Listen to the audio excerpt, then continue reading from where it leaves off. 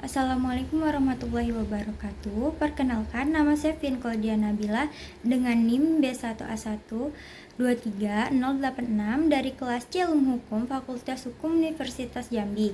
Di sini saya akan menyampaikan materi tentang subjek hukum perdagangan internasional dan sumber hukum perdagangan internasional. Berikut ini penjelasan yang akan saya sampaikan. Subjek hukum perdagangan internasional. Yang pertama, ada negara. Negara merupakan subjek hukum terpenting di dalam hukum perdagangan internasional. Sudah dikenal umum bahwa negara adalah subjek hukum yang paling sempurna. Ia satu-satunya subjek hukum yang memiliki kedaulatan. Berdasarkan kedaulatan ini, negara memiliki wewenang untuk menentukan dan mengatur segala sesuatu yang masuk dan keluar dari wilayahnya.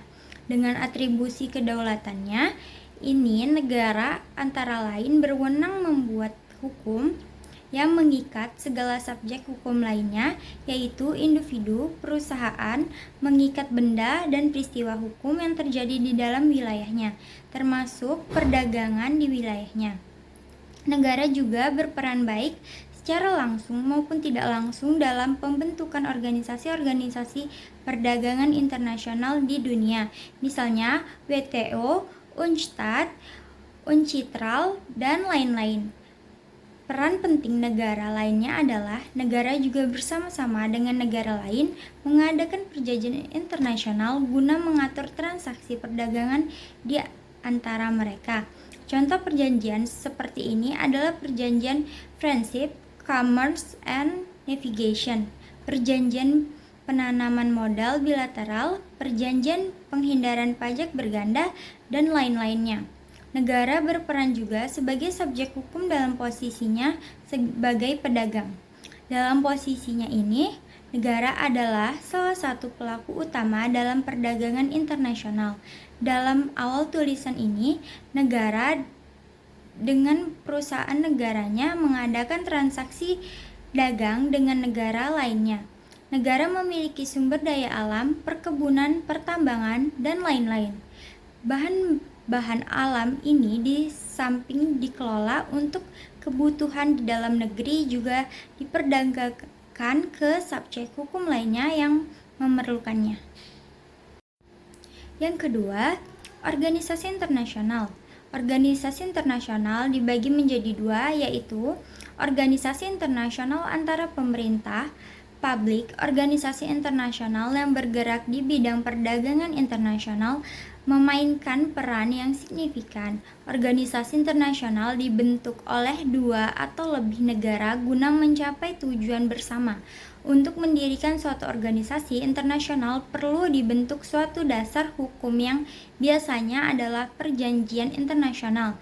Dalam perjanjian inilah termuat tujuan, fungsi, dan struktur organisasi perdagangan internasional yang bersangkutan.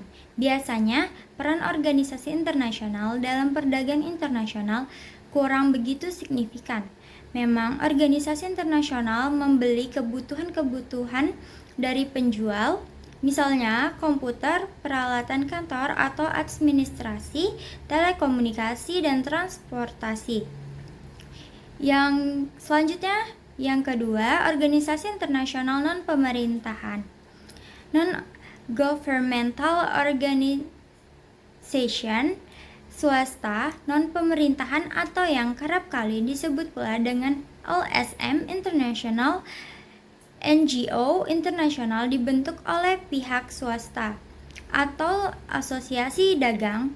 Peran penting NGO dalam mengembangkan aturan-aturan hukum perdagangan internasional tidak dapat dipandang dengan sebelah mata.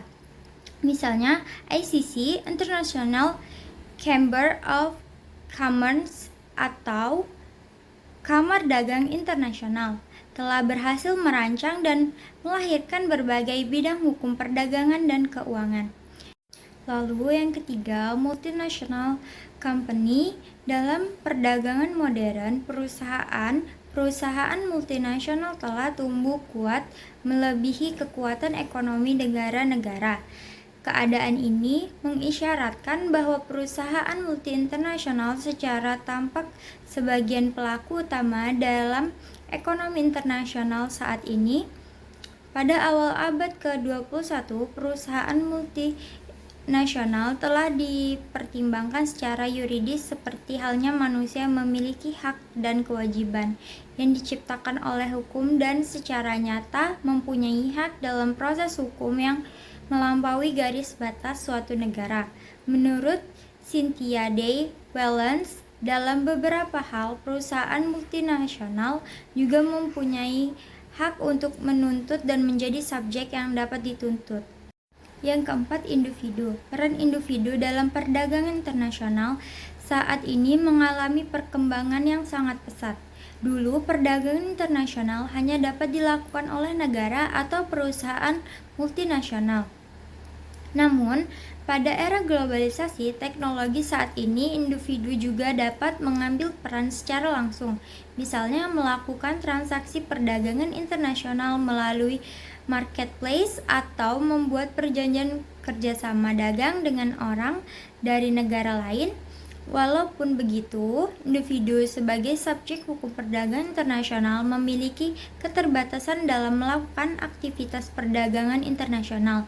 Dalam setiap aktivitas transaksi perdagangan, individu harus berdasarkan pada prosedur hukum dan aturan yang ditentukan negara maupun organisasi internasional.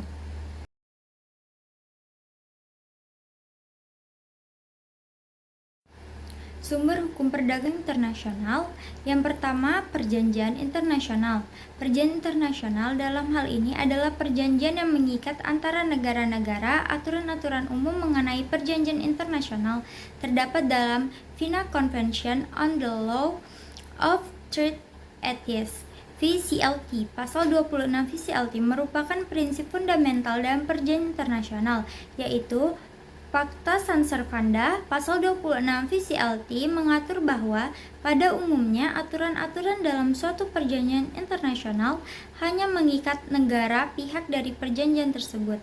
Namun, aturan dalam suatu perjanjian internasional dapat merefleksikan hukum kebiasaan internasional yang dalam hal ini akan mengikat seluruh negara di dunia. Pasal 31 VCLT menjelaskan aturan umum dalam interpretasi perjanjian internasional. Pasal 31 ayat 1 menjelaskan terdapat 3 elemen yang harus diperhatikan dalam interpretasi perjanjian internasional. Yang pertama, teks dari perjanjian tersebut. Yang kedua, teks dari perjanjian tersebut. Dan yang ketiga, maksud dan tujuan dari perjanjian tersebut. Pasal 31 ayat 2 VCLT menjelaskan yang dimaksud dengan konteks adalah mencakup teks, preambul, lampiran-lampiran, serta persetujuan dan instrumen lainnya yang dispesifikasikan dalam pasal tersebut. Pasal 31 ayat 3 VCLT lebih lanjut menjelaskan bahwa bersamaan dengan konteks dari perjanjian internasional, dalam melakukan interpretasi juga harus memperhatikan yang pertama, perjanjian selanjutnya di antara para pihak mengenai interpretasi dari perjanjian tersebut atau penerapan dari aturan-aturannya. Yang kedua, praktik yang dilakukan dalam penerapan perjanjian tersebut yang menetapkan suatu persetujuan di antara para pihak mengenai interpretasi perjanjian tersebut. Dan yang ketiga, aturan-aturan hukum internasional terkait lainnya yang berlaku dalam hubungan antara negara pihak perjanjian tersebut. Kebiasaan hukum internasional. Hukum kebiasaan internasional adalah bukti sebuah praktik umum yang telah diterima sebagai hukum melalui kebiasaan yang dilakukan oleh negara-negara secara tetap dan seragam selama periode waktu yang lama. Suatu aturan dapat menjadi hukum kebiasaan internasional jika terdapat yang pertama, praktik negara atau state parties, dan yang kedua, opinion jurisdiction necessitatis. Yang pertama yaitu praktik negara. State parties merujuk kepada tindakan-tindakan yang dilakukan negara.